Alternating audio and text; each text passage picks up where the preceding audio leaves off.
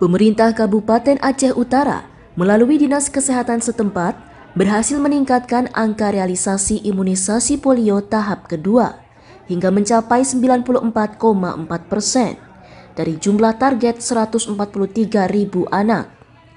Upaya ini dilakukan untuk mengantisipasi kasus luar biasa polio yang terjadi di wilayah Kecamatan Tanah Jambu Aye pada Februari lalu. Sebelumnya, imunisasi tahap 1 di Aceh Utara hanya 86% atau tidak mencapai target nasional. Namun pada tahap kedua, pemerintah berhasil meningkatkan kerjasama dengan berbagai pihak demi mempercepat capaian imunisasi.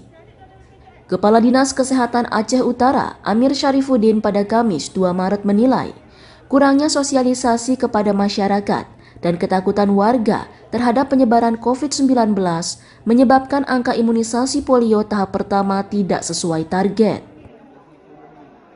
Saya yakin hari ini sudah memenuhi standar. Waktu kita masih panjang sampai tanggal 13 Maret, tapi insya Allah hari ini sudah mencapai 95.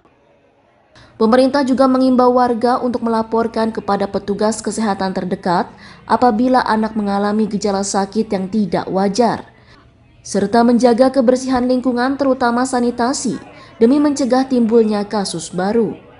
Dari Kabupaten Aceh Utara, Provinsi Aceh, Trifani, Kantor Berita Antara, mewartakan.